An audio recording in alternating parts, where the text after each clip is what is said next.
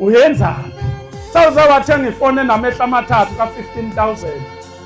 Uma wakhe akaze nimgumule inzila kodwa uyazi ukuthi ubaba wakho kade nimngcwabe izolo, uma wakho washona ngo-93.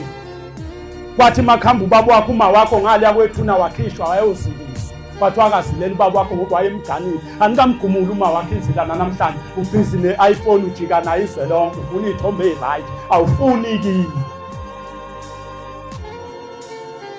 Ayishutha kahle, izuma kahle mawukude. Uyolizuma nini kini? Ufuna inkinga nomsamo wakini. Njengoba kungalungi lutho nje. Ngisebenza akuloboleki nginsizwa, ngitethelelo ushembe sicelela ukuganwa yonke into kakwenzeki kunalokho. Ngithola inhlansuthi ngithi ngisabambelela eMnazaretheni isihambile. Ngizwa sekhala igugu lapha kuthiwa iyasinelwa nenkosazana. Kade ihlala nami ngiyintethelelo ngenzela yonke into. Ngisaliswe yini mawukuthi ngifuna ukuganwa ngaphela? Usaliswe yini? Yini engisalisile?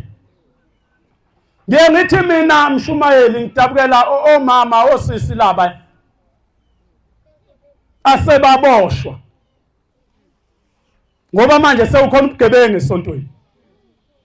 Bangalona izwi likaShembe lokuthi mangihlanganisa nentethelelo angihlanganise bese siyahlala. Kungazi ukuthi ngiyosina nini naye. Namhlanje umuntu uja ukuhlanganisa nengane yabantu bese yahlala.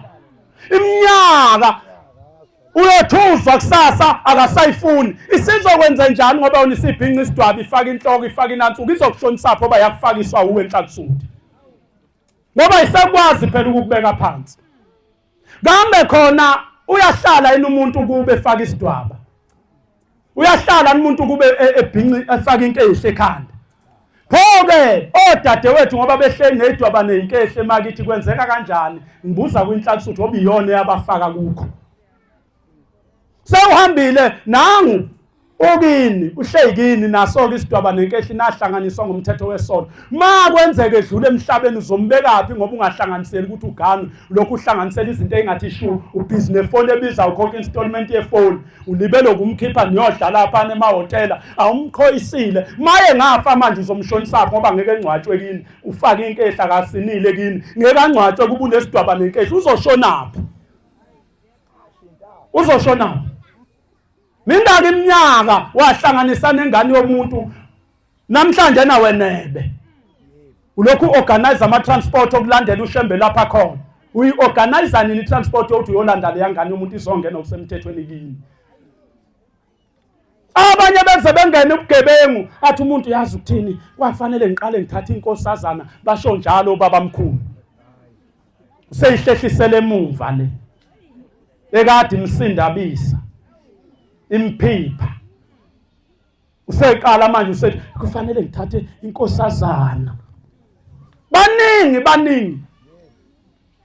Mina ngiye ngibadabukele ngithi hey, ngiye ngibebuhlungu mangibona usisi efaka inansuka ngoba ngiyazi ukuthi egcineni inhlakusuthi iyajika njenge-top.